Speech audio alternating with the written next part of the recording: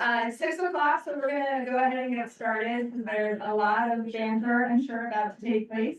My name is Morgan. I'm the director of the Jackson Hole History Museum. It's really nice to see a lot of new faces here in the museum tonight, and some familiar ones too. So welcome. Tonight you're here for our Beers and Banter program, and we're celebrating 100 years of the Chapel of the Transfiguration. Yeah. It has been an absolute pleasure, and we feel really honored as a museum to be able to work with St. John's. And particularly, we've worked closely with Carol Nunn, I don't know where she got to, right here, and Marty Paulus, and many others to really dive into this history. And I know they planned a lot of other events and activities throughout the weekend, and we're just really honored to be able to kick it off with this program here at the museum. So thank you all for being such great partners. Tonight's program will have Jimmy Bartz moderate the panel. Feel really lucky to have him here today.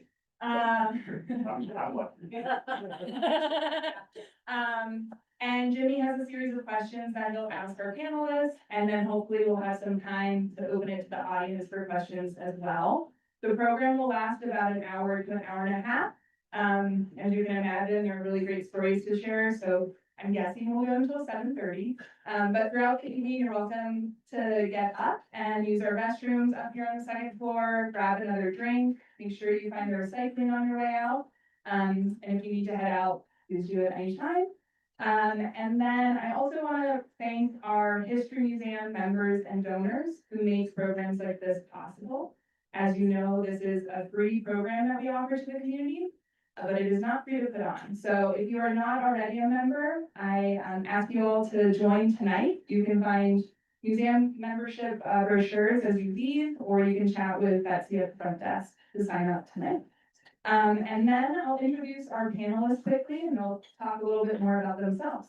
We have WARdell, David Dornan, Ruth Huyler Glass, and Katherine Wonson. Thank you guys for giving your time tonight. And I think that's all it. I'll pass it off to Jimmy to start. Thank you, Morgan.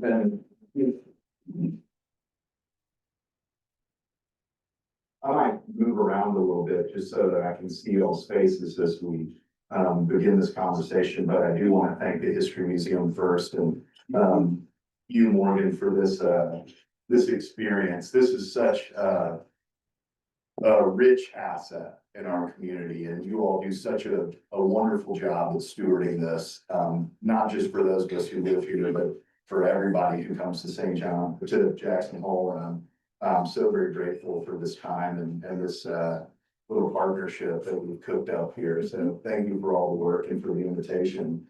I'm going to start today with a question that leads off Beer and Banter every single time that we have these. So I would love to hear, Mike, you can start, but I want you all to feel relaxed, to have a conversation one with another in the group and with me. First question, when and why did you first come to Jackson Hole? And why did you decide to make this your home? Well, now, first off, is this clear to everybody? I don't have to put it right. I'd just like to begin by thanking you, Morgan, and Carol and Jack Nunn for asking me to be a part of this. This is a very illustrious group that I'm sitting with here. And also, they are very precise fact checkers. So I can't play too fast and loose and use too much poetic license. So I'll try to be as truthful as I can. I'm a relative newcomer to Jackson Hole as I sit next to this man, David Dornan, and his family. But the reason that I came to Jackson Hole was really because of my grandmother and my grandfather. My grandfather was born near St. Anthony, Idaho. My grandmother in Ashton, Idaho. My granddad was a rancher. He's also a stagecoach driver in Yellowstone from 1895 to 1916. 1916, they brought the automobiles in. My grandmother and granddad, Dell Jenkins and Emma Louise Johnson, were married in 1906. And they spent their honeymoon in Jackson Hole. They came over from St. Anthony in a horse and buggy, took the ferry across where the Wilson Bridge is now. My granddad was a great horseman. He rode in a rodeo here. One of his good friends was Cal Carrington. If you remember him, and he rode in the rodeo here with Cal. And then he and my grandmother camped at Jenny Lake, took the ferry across the Snake and Sheffield's ferry at Moran, and then went back through, and well, he had to have gone across for the meters also, didn't he, Dave? And so financial circumstances worked their way with my grandmother and granddad. In the early 1920s, they lost their ranch in the St. Anthony area, and they packed up. My mother and my uncle and their half brother moved to Oregon with some relatives, and then worked their way down to the promised land of Southern California. And when they had recouped financially in the early 1930s, they wanted to get back into ranching.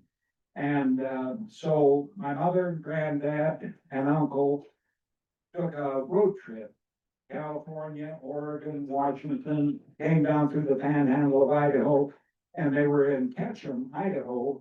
Sun Valley had just been opened. This was 1936. And they just hadn't found anything that really, as my mother used to say, blew her skirt up. So, my granddad said, you know, your mother and I spent our honeymoon in Jackson Hole, Wyoming in 1906, 30 years ago. And he said, I remember how beautiful it was and how good the grass was. He said, let's go down there and see if we can find something. So they came to Jackson. It was just as my granddad had remembered it. He stayed here for 2 years. He rented one of the log cabins from the Cougars. And he stayed here for 2 years. My mother and uncle went back to LA, and when Gramps had put together a few parcels of land in South Park, why he called my uncle and said, you better come up, I think I've found what we want to buy. So they bought property in South Park from Charlie Wilson, from the Weinigers, the Seatons, and August Christensen. And when I was 2.5 years old, and I'm precise about the half year now, because at 83, 6 months means a hell of a lot. So my mother and dad had separated at that time. World War II, March of 1944, she put us on the train in Los Angeles. We went to Salt Lake City, changed to a smaller train, went to Idaho Falls, and got on a real small train to Victor, Idaho. And Jimmy Raines had the mail contract, and we loaded in Jimmy Raines' mail truck and came over to the pass. And my granddad met us at the town square in a one-horse open sleigh, and took us down to the ranch. And then Mike, quickly, like, so you got here as a kiddo, but what made you make this your home as an adult? Oh my gosh, certainly the extraordinary beauty of this place. I mean, the mountains, the rivers, they get into your soul. But also the people. This is an extraordinary place that has gathered over the years a wonderful collection, not only characters, but people who care. They care about one another. You know, when I graduated from high school here in 1960, there were about 1,400 people in the whole valley. I'm just glad they graduated, Mike.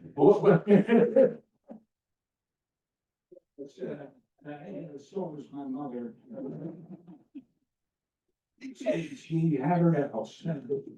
But, and you you should never use the word with me quickly, Mike. I never do anything quickly. Okay, what about you?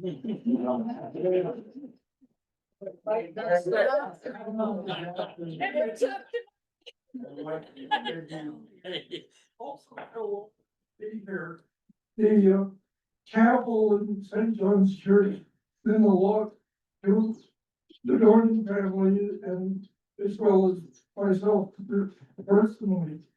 I was born here in 1936, so 89 years later, I'm still here. But I don't think I had a choice. And Dave, were you born in St. John's House? I was born in the In the hospital, law hospital? the St. John Hospital, log cabin, two-story log cabin where the church is now. Yeah. And we only had one doctor in those days. Dr. McLeod?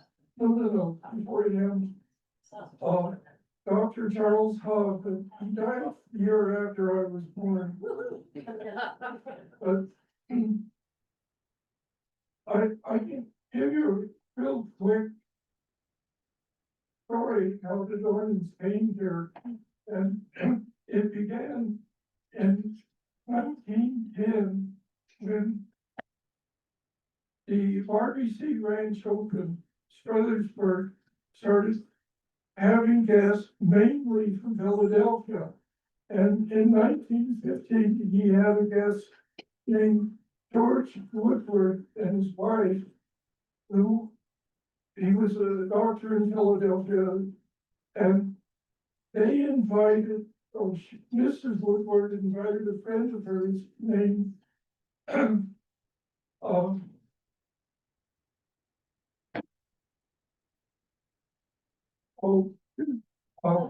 Pick it up. Seriously. what did you find notes? Let's get it.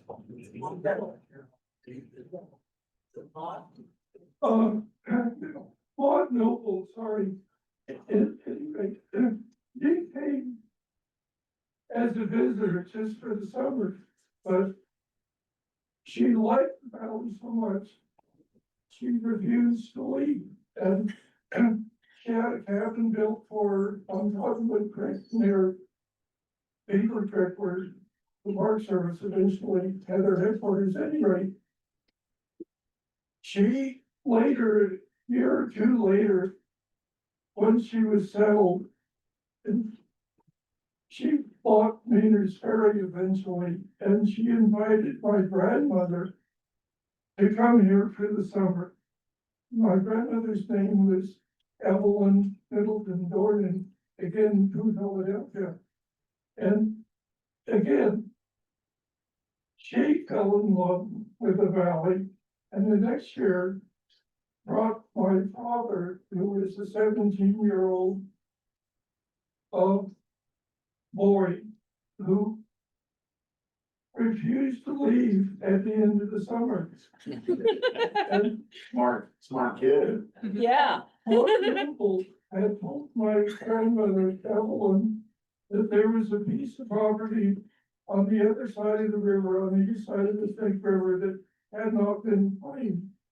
So in 1922, she claimed to a homestead on the property that became the Dornan Ranch. And in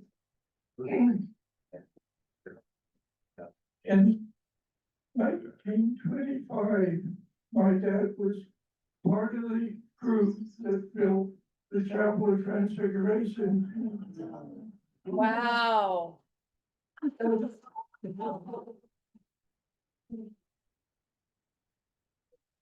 The head builder was a man named Charles Fox, and the other person involved was George Lamb.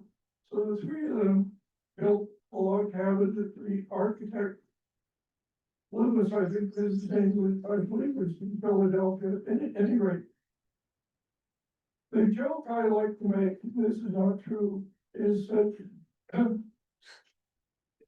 my mother said, not gonna marry my dad until we build a chapel in Moose. In 1937, they were the first couple to be married. All right, Ruth, you gotta give us a little of your story. I think doesn't begin to compare. I'm Ruth Huyler Glass. My family's settled in the valley or first came here when my grandfather came in 1925 and bought a total of 3 ranches. He wanted to raise horses for the cavalry. And it wasn't too long after that that the cavalry, I heard the other day there are no horses now left in the cavalry, which would make it very sad. He had gone through Yellowstone at 12 as the take-along friend with a friend of his, and his father heard about the Tetons and resolved to come back at that time. So Grandpa had bought the ranch. My father came back at age 6 the next year, and they spent every year coming back then. There was a Dude Ranch for a while, the Bear Paw Ranch, which they sold in 1949. I was born in 48. I don't remember the Bear Paw, but I spent all my life coming here in the summer. We spent, my dad was a school teacher at a boarding school in Ojai, California. So we would drive from Ojai to Jackson each summer, pulling up to 6 horses, 2 dogs, a cat, and 3 children. When anyone says, oh, they had a hard trip, I say, did you throw a rod out of Tonopah with 6 horses in the back? And never is they have they done that. So, I mean, a horse trailer with your. no, I was very good. Grandma would give us each a box of Triscuits, wheat thins to take us the whole trip. And then we would go back in the fall. Mom and Dad started coming here in 1982 when Dad retired. They would spend half a year here, and that's when they became really involved in the valley. And then when every summer I would come as a kid and as an adult, Mom and Dad would have our daughters come. Starting when Hillary, I was our oldest, who's now 53, she was 7, they would come. So our daughters had that same experience on the ranch, which was phenomenal. When I retired in 2018, my husband Wayne and I started spending 6 months a year here. And that's when we really got to know this community. My 2 brothers, one 3 years older, one 3 years younger, come and spend a little time. They don't know this community and they don't understand why it is so important to us. I look out here and first of all, I look there and there are my mom and dad in the front of that, which is pretty cool. And then I just look out and half of you are friends that we've gotten to know, and mostly through St. John's. So the valley has changed in many ways, as those of you who live here know. But it attracts the core of people that are like nowhere else. And it is so lovely to see familiar faces and new faces out here and know that you're here because you embrace what the legacy of this valley is about. All right, Katherine. Hell yeah, Ruth! Here and lives at home. Yes, well, as you can see looking up here, one of these people does not belong. I am the newcomer. My family does not go back in the valley, but my answer is simple. I'm here because I'm from New Jersey. To get it. And I got in a car with my best friend and I drove to Colorado and I went to some lesser ski towns that will not be named. And I went to one after the other, until finally I came to Jackson. And I drove to the town square and it was just like a sigh of relief. I knew I was here. 2003. My brother moved out a month later, rode my coattails, lived with me. I got him a job, everything, and he's still here today. And my father is here and my mother was here as well. So I have moved family out here. And I would say why I stay is everything that we said here, but especially that relates to community. I just couldn't imagine leaving the people that I now know here. So keep that microphone and tell us, what is your most memorable experience or most significant memory of the chapel of the Transfiguration, knowing that like, is it like that nerdy architecture kind of historical thing, or is it something else, or? It's always nerdy architecture. Yeah, great. So I should let everyone know I'm the architectural historian up here, so if I nerd out to start, move me on. No, But please. yes, my very first memory of the Chapel of Transfiguration was my first week working as an intern for the National Park Service for the Western Center for Historic Preservation. So we're the roving crew that works across the Park Service, working on historic buildings. And one of our projects was 100 feet from our shop in Moose, the old JY Ranch building. And I was the brand new intern, smack new, and walked over to the chapel. And one of my first assignments was to help pull down the diagonal, the lattice windows, because we were going to do the window restoration work. Yeah. So it was for the first week on the job to be like, this is what I'm gonna do, was really cool. It's awesome. I love that. Ruth, what about you? What was that first or most memorable? That's a hard one since I spent every Sunday there as a kid, every summer. So I'll make it one sentence and then it's one memory. We would ride, once or twice this summer, we would ride from the Rocking Age, which is down near, Teton Village.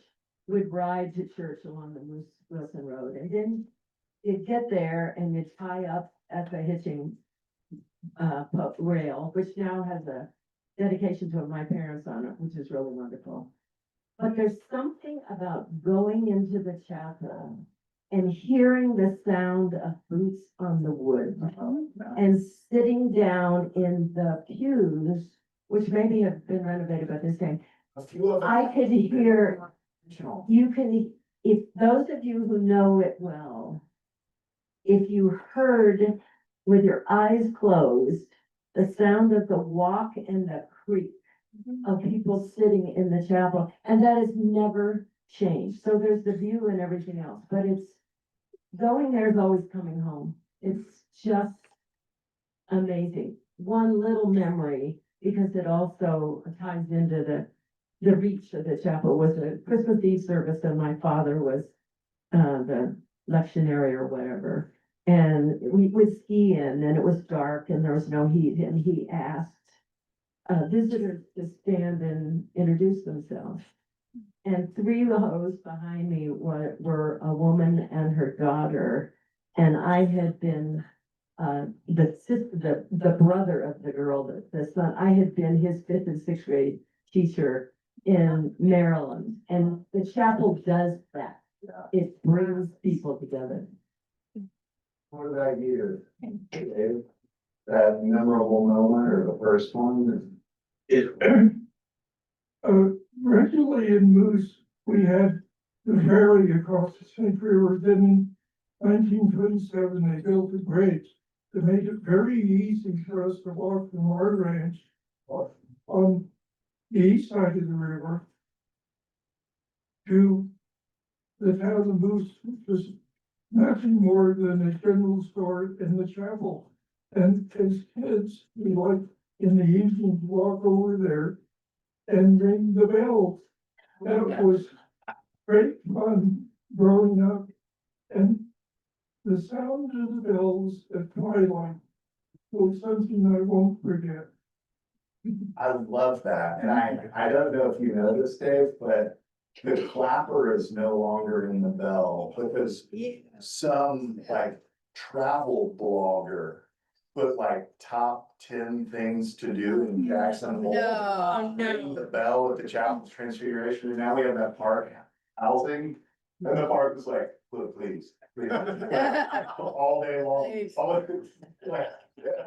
We still have the clapper, of course, and we ring it on a sort of like baseball bat kind of thing. There's other great experiences I remember. One is our daughter was baptized in the chapel. And there's times when I was there with another group. Probably as worship there over 60 years, she was a devotees of the chapel. And that was always the place where being was heard. Well, one thing I like personally, there used to be a prayer, I don't know if it's still there, for the climbers. It's still there. Now, that has blocked me too. Yeah. Yeah. I love that. That's. Mike, tell us, you were like a near neighbor to the Chapel of the Transfigurations in the summertime and. Yes, In young adulthood, What's that? and you were also there in your young adulthood? Yeah, oh, yes, in 1946, my uncle had a little party, at our ranch in South Park. And, Paul Petzold was there, Glenn Exum, and a wonderful woman who worked for your folks at the Bear Paul, Maxine Borgman. You know Maxine. And, they were standing around talking, Byron and Paul Petzold and Glenn and Maxine. And Maxine announced to the three of them that, she owned 3 acres of property just 2 miles south of Jenny Lake that she was going to sell. She had planned on having a new ranch there. And, her husband was a pilot, during, what did I do? Oh, he was a pilot during World War II and he was killed. They had already, they'd already created a brand, the Flying M, because he was a pilot, her name was Maxine. But she lost her enthusiasm for doing it.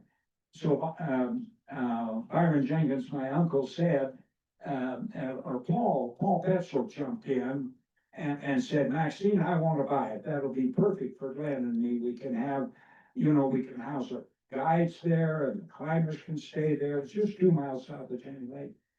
And, so the party broke up and, Paul and Glenn left, Maxine stayed, and my uncle went to Maxine and said, that'll be ideal for Paul. But Paul had asked Maxine to give him 30 days to raise the money. And, Byron said, if Paul isn't able to buy it, I'll buy it. And so about 6 weeks later, the car came down, Maxine drove down to the ranch and said, well, Paul just couldn't put it all together. So my uncle bought it.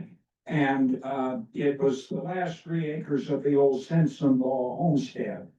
And, there were 3 buildings there. And, he moved buildings up from our ranch in South Park and built, a number of log cabins on site. And so I spent every summer there from 1947 until we sold to Grand Teton National Park in 1972. And at that time, when we first bought it, and I think, Dave, until the late 70s, that was the main highway. There was no highway on the east side of the river going up to Moran Junction. It was a gravel road, so that the people at the Triangle X could get there and the Block S and the very steep ranches. So I traversed that road from the time I was a little kid because the main highway went right by the Chapel of the Transfiguration. And then there was a general store that you mentioned, the Langs, I think, owned that. And Bob Carmichael's tackle shop. He was a legendary fly fisherman. Then it went across the bridge to the Dornans. And so I, just had a visual of It was always there. It was always there. It was always there. Now, in my later years, so was the Spur Bar that Jack Dornan did. And I regret that I didn't spend more time at the chapel.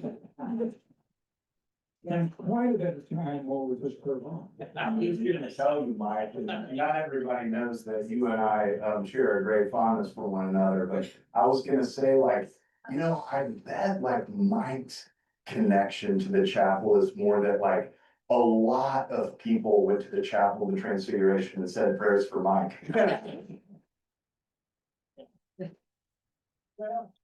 Yes, you absolutely right, I wish I had spent more time at the chapel. At 83, with all things are really iffy right now. That's right. Yeah, It's not too late. it's not too late.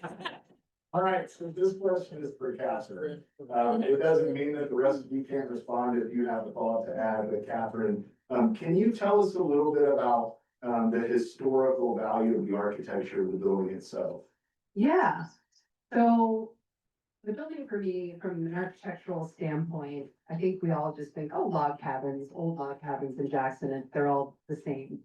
But what's interesting to me about the Chapel of Transfiguration is that it is very well built. And that was not the common, and I hear Ruth nodding along because she knows some buildings that aren't. That was not the common practice. Things were kind of put up quickly. And this was put up quickly, but, and sometimes with not a lot of thought. And I think what's interesting is with the dude ranches, often if you look at what year they were built, so we talked about the Bar BC before. So 1912, 1913, they're putting those buildings up. If you look at other buildings in the valley, look at Mormon Row, the Andy Chambers House across from the T.A. Moulton Barn. The Bar BC buildings are much more rustic, pioneer, frontier, so they were intentionally made to look more primitive than they even necessarily needed to be. And that was part of the aesthetic for attracting these East Coast visitors who are like, we're really roughing it, we're really doing the pioneer thing. So what I find interesting is that the chapel, which was constructed for the dudes, so that they didn't have to go to town. Should I tell that story a little bit? A little bit of history? So starting in around as the story goes, as the lore goes, around 1923, Gertrude Woodward, who Dave mentioned earlier, was bumping along in her buckboard, and I think it was Frank Williams maybe was driving her, ranch owner, and the ferry was closed for the day, so they couldn't cross, so they had to go down Moose Wilson Road to get to church on a Sunday. So it was a 50-mile round trip because she was at Lee Lake. That is where her family had their ranch. And so she said to Frank, wouldn't it be nice if somebody built a church in Moose? And then he turned to her and he said, well, couldn't you do that? So what's neat about the story that Dave was telling was that the reason Gertrude was in Jackson was she was also from the Philadelphia area and she knew Maud Noble. She had loaned Maud Noble $12,000 in 19.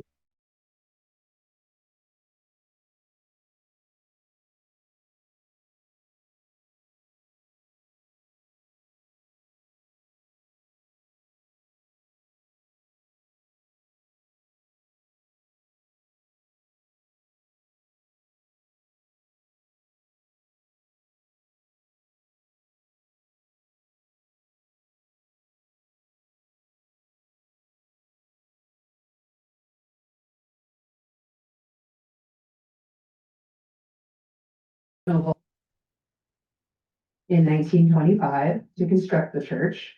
And I believe the Voorhees were kind of the bigger, kind of leading the donations, but there were many donations financially, but then also the labor, as Dave mentioned, his family and many other ranching families contributed to constructing it.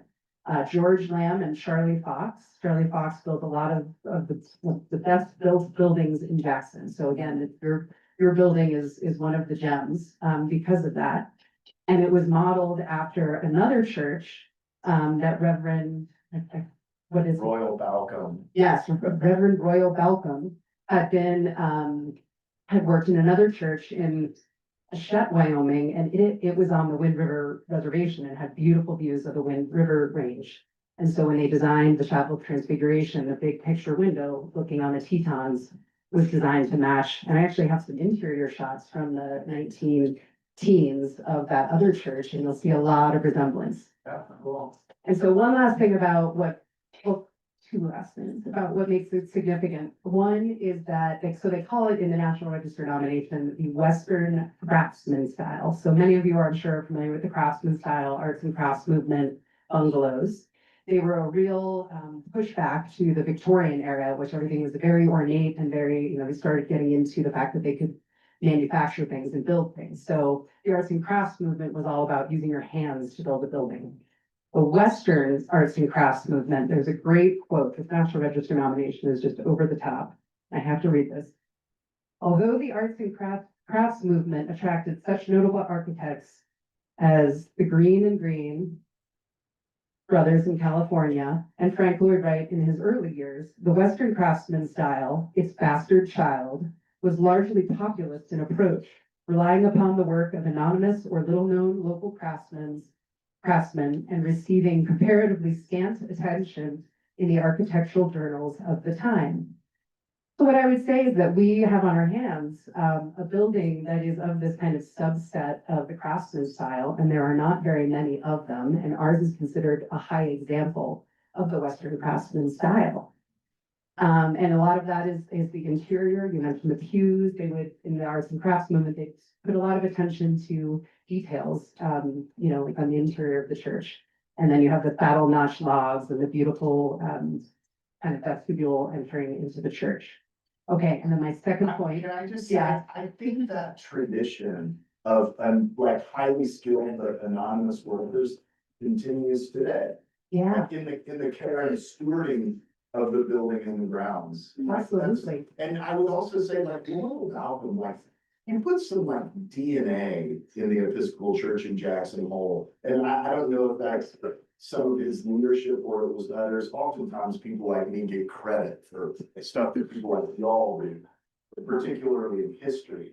But I think that, there are tons of people who are so skilled and so devoted to that place, but would never allow their name to be included. Yeah, no, that's a good point. Yeah. And I also want to draw one more piece of attention to the church and kind of what it signifies, less from an architectural standpoint, more from just thinking of it in Jackson Hole history. And that is that the construction of a church in Moose primarily to serve the dude ranches, this really signifies the change of Jackson to this tourist economy, right? Before that, we would not have had a church.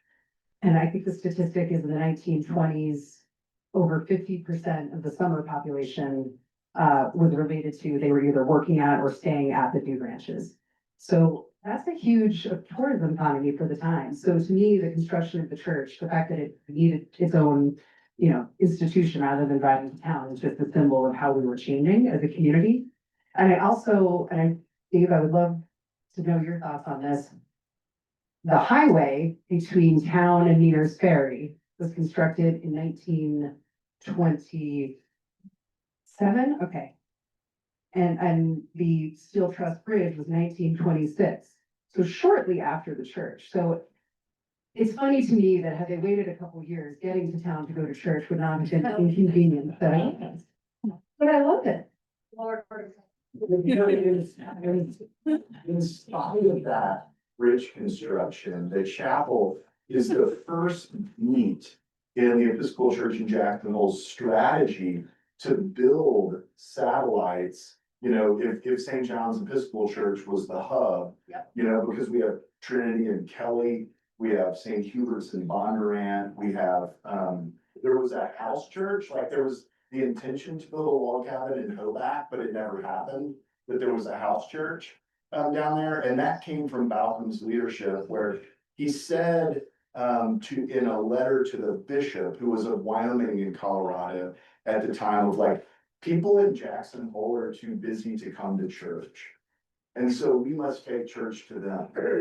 And that has persisted in like a slightly different way, in the sense of like, these people who are sitting here and so many others who go to St. John's are like, yeah, we go to church, but we want to love on this community.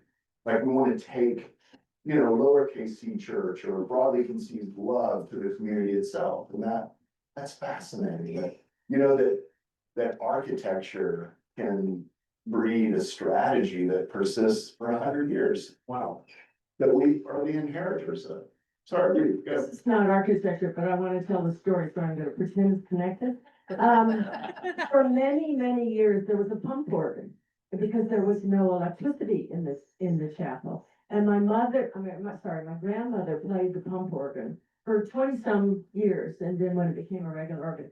And there was one summer when she broke her neck in a horse accident, and she had one of those big collars on, which meant she couldn't see the music. So my father, who was probably a teenager or a young kid at that point, he had to hold she would hold the music so she could read it and she could still play the pump organ. But I can remember her sitting at the little bench at that little organ playing. It was very cool. That's sort of Wonder if that's architecture. the pump organ that we have at the church today. It was little. Yeah, it's little. It probably I is think the we- yeah. same one. It probably. Dave, can you give us a sense of like, you don't have to give us architectural notes, but history, like the role of the chapel in the history of Jackson Hole, anything come to mind there for you and Mike? This is more of a footnote, but the Episcopal ministers here were missionaries, and they had to ride their horse to get around the valley. The first church, I believe, was in Kelly Trinity Church, and the George Woodward, who I mentioned earlier, donated a window for that, a stained glass window for that church, which is no more, of course. But in the early days, they had evening services at RDC Ranch. So the dudes didn't have to travel to Jackson. It took a while for the church to be built in Jackson, but the first building here, after they were given the law, was a hostel for people to spend the night in. That was more important than building a church. And they had one of the rooms, they would have services. It wasn't really a church. Your parish building. At any rate, I'm not sure if they did evening services at the Whitegrass Ranch, but they certainly did at RDC. And when they built the chapel in Moose, it certainly had a big impact on that part of the valley. My memory as a child is that we had a lot of horses that right from the Dude Ranch had around the church, and there were very few young kids like myself, and there were people that I never saw again, except the owners of the two ranches. So from an early age, it was a situation where visitors used it more than local people. In 1936, there was an article in, I think, Life magazine about the chapel, and that made it a tourist objective, and it's been that way ever since. So we don't see that many local residents at the chapel, but lots of visitors. And in some ways, that was upsetting because I never got to know people. I didn't have that much in common with them. They were all strangers, in other words. Mike, any thoughts about the chapel's historical significance? Any old stories come to mind? Oh, gosh, a lot that I'm gonna use Ruth's excuse. There are a couple stories I won't tell, I have nothing to do. This is why Phil Donahue never.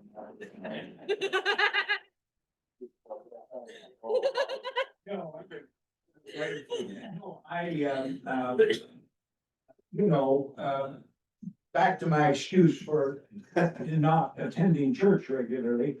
It's fine, we'll just happy to see you when we see you. Yeah, that Jimmy doesn't take attendance, and that's what ended the thing. Amen. But we would open the Highlands the 1st of June and close the 15th of September. Then we moved back to the ranch. So as a little guy, there was nobody to take me to church. And so I rarely attended church services at the Chapel of the Transfiguration. And that persisted all the way up until we sold it in 1972. But we would, occasionally, there would be weddings, of course, at the chapel, many weddings at the chapel. And they would come to the Highlands and we would put on the reception for the bride and groom. And I remember, I don't know if any of the Wilson family, Benny Wilson, I don't know whether he's here or not, but his older brother Ross was married at the chapel in the late sixties. I think it was 1969.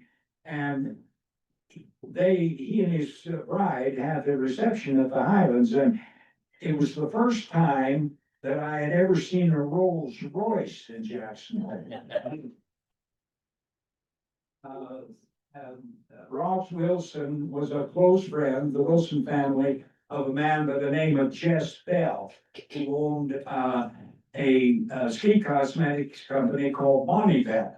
And Jess had a Rolls Royce, so he had it driven up here and carried the bride and groom to the Highlands in the Rolls Royce. And then Al Reed had his wedding reception there. I think it would have been in 1971. So I have fond memories of those events that are tied to the chapel. Yeah. And then one thing back to your remarks about the buildings in Jackson Hole and the Western Craftsman. When we were building the buildings at the Highlands, the only general contractors I remember in the valley was Cranenberg Construction. And we didn't use Cranenberg Construction. You would just hire individual carpenters. You'd have a lead carpenter, and then they would build what you wanted to build. And there was a wonderful Swedish guy here. His name was Ed Hagman. Maybe some of you remember Ed Hagman. And then he was a stubborn Swede. I'm Swedish, so I can say that. And Byron wanted a certain detail on one of the cabin porches. And he kind of sketched it out a little bit and showed it to Ed. And he said, Ed, this is what I want. And Ed looked at it, and there was a long silence. And he said, well, you know, Byron, if y'all won't work, and I ain't gonna do it. And so anyway, if I independent, anyway, that's sort of what I can remember. Tell me, over the years, I mean, you all have so many collective years at the chapel. What changes have you observed? I mean, I know that there's still a chase in the back of the church for the old wood burning stove pipe that would at some point connected with the chimney that's no longer there. But what changes have you seen, either architecturally or culturally? You know, I think, what am I doing here? Must not be. I think, no, I turned it off. Yeah. I am 83. I'm gonna pass the mic if I may, Jerry, to Dave. Yeah, great. And Ruth on this. Dave, have you seen, I mean, you must assuredly have witnessed changes. I've been looking at a photograph of my mother and father's wedding, and in 1927, there was a big wood pile right north of the chapel. So that was for that wood stone. And the area was not tended, the yard, the grounds around the chapel. There's no climbing, there's the usual lawn and painting of sagebrush and wildflower. It was, the chapel was sort of standing out by itself with no adornment. Besides the building, and hitching notices for, the horses. I don't think you have that anymore. There's one still out there in the sage brush. Uh, No. No electricity in the old days. I know it.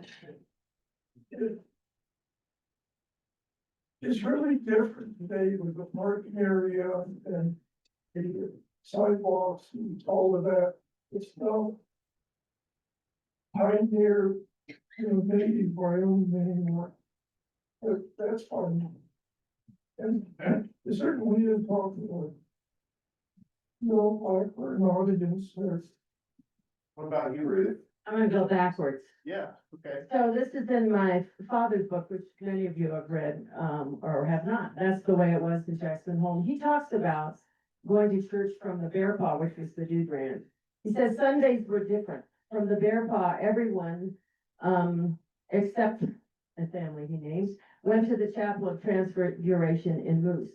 The riders left the ranch for church in small groups beginning around 9:15. The stagecoach left at 10 because the teams trotted uphill and down. The aim of the Dude Ranch riders was to converge upon the chapel from all directions at the same time. The Bear Paw from the south, the white grass over the ridge from the west, the Half Moon, the Elbow, and the Bar DC from the north. As our stagecoach came down the dugway, half a mile from the chapel, the driver lifted his teams into a gallop. That was the signal for all the riders in sight to gallop too. In those days, the roads cut straight from the dugout to the chapel. Inevitably, a few boys with war hoops, girls rarely did that in those days. The Bar BC stagecoach and riders would see the dust, hear the hoops, and follow suit. Ours was an undignified descent upon a church, but it resulted in attendance by many people who might otherwise have skipped church while on a vacation. Stagecoaches and drivers perforce waited outside, but riders ducked their heads and rode under the belfry, each making thereby an inadvertent bow toward the altar. Throughout the service, 100 horses might be tied to hitch rails made inside the buck and rail fence. They made quite a sight and were the subjects of many photographs. That buck and rail enclosure was considerably larger than it is today. As riders departed for the ranches without the hoopla with lunch on their minds, the ride home was usually uneventful, except as had professional bandits before them. They would select a place where the teams might be moving slowly, the top of steep little hill between Winter Draw and the northern gate to the JY. As the teams labored around the final curve at the top of the hill, there would be a dozen masked riders demanding your money or your lives. We had lots of inter-ranch fun in those days. That doesn't happen anymore. Catherine, any like architectural differences that are significant or just all those adaptations over time that we've seen? Well, you have my mind going on the windows right now. Yeah. This is not a change, but I want to bring this up to people. Sure. Jimmy, right before we started, I was telling him my story about working on the windows. And he said, well, you know, those windows were probably temporary, or at least the ones in town that looked like that were temporary. And then I started reflecting on other churches I've worked on, and that's right. You would fill in the openings with lackluster windows compared to, you know, stained glass windows that you might be ordering from one of the coasts. And I'm working on a church in Idaho right now, and they had ordered the stained glass window in 1910. It arrived in 1936. So you have me wondering whether windows were really was that the end product, or, you know, were they hoping to one at a time if we, you know, raise money to do a stained glass for every opening? So it's not a change over time, but it's something about what it was intended to look like. Yeah, and just in order to do my very best to secure my present and future employment, like those windows are staying. Not going. Yes, but I do, that's my guess, that's my hunch. It's backed up by a lot of other, what I've seen elsewhere, and I had never thought of it that way. So thank you for blowing my mind on a little architectural detail. It's heard up on that. Is it the same artist as the one who brought her in? I'm not sure. Yeah, I'm not sure if that was the same artist as in Monterey. So let's just get to the idea of like, use your imaginations a bit. What would you expect at the chapel in the next 100 years? I mean, when the sun goes down on Saturday night and the sun comes up on Sunday morning and begins to shine its rays in the front door of the chapel, that'll be a new century. What would you dream for that place, or what could you imagine? I think what has made it so spectacular and special is it has changed so little. That it's been preserved, but you come in and that view and the window are pretty much unchanging. You may see a little bit different. I think that is why people come, for that view, for the holiness of that space, regardless of your faith or lack of faith. There is something about it that simply speaks of peace. One of the prayers that I recall as a child, we often said on Sundays is, "O God, who art the author of peace and lover of concord." And I know another space that speaks to that the same way. And I think, I like to think it's reasonably easy to imagine in 100 years that that sense is still there and that it has changed very little, even if everything around it has changed. Yeah, sometimes I walk into that space and just listening to you reminisce, Ruth. I walk into that space and I think, I probably shouldn't be wearing shoes. Like I probably should have my bare feet on this, but now I think I'm gonna edit that. Like I'm just saying, I shouldn't be wearing shoes. I should be wearing boots. Yeah, thanks. Dave, what would you imagine for the chapel in the next century? I really hope it doesn't change very much, but I imagine you're gonna have to have more than one service on Sundays because of the population demand. And the overflow is pretty large already. We have 2 now and we could go to 3 on Sundays. Yeah. But please don't change the building itself in any significant way. That would be a change. I think all of us agree with that, Dave. I think that's very advised, and that building stays the same. Mike, any thoughts? Well, the chapel of the Transfiguration, in a way, is like the unchanging nature of the natural landscape in the valley. And thank God for John D. Rockefeller Jr. and the early people who met at Mont Noble's cabin and began the origins of adding the Grand Teton National Park and memorializing it in perpetuity for all of us. And I think the chapel is certainly part and parcel and reflects the heart of that sentiment and that vision.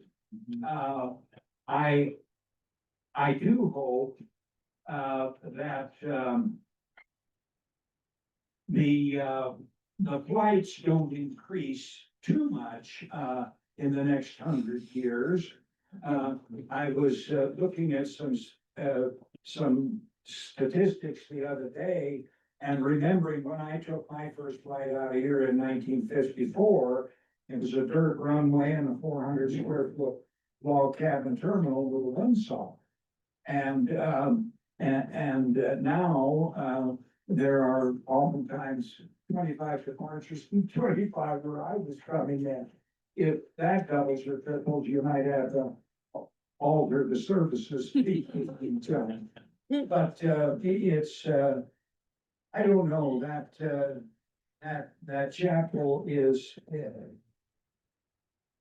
symbolic of the unchanging nature of so much of this valley. You know, I took the gondola to the top of Snowflake for the first time last month, and that is a remarkable reminder of how much of this valley is the same as it was 100 years ago. Yeah. I mean, you see the outline of the town and then everything else north is green and preserved and fresh and sacred. So, I guess sacred is a good word. Yeah. About chaplets. I think for me, I imagine my daughter in her old age, taking her grandchildren to that place and trying to explain what their weird great grandfather did in this place that our family loves so much. I need to express my thanks to all of you for coming, also for your devotion to the Chapel of the Transfiguration. And can we give our panelists and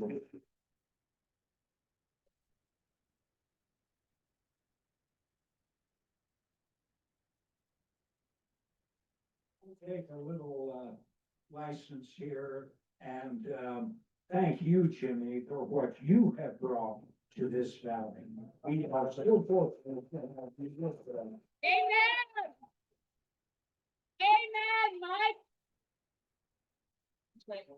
Yeah, perfect timing.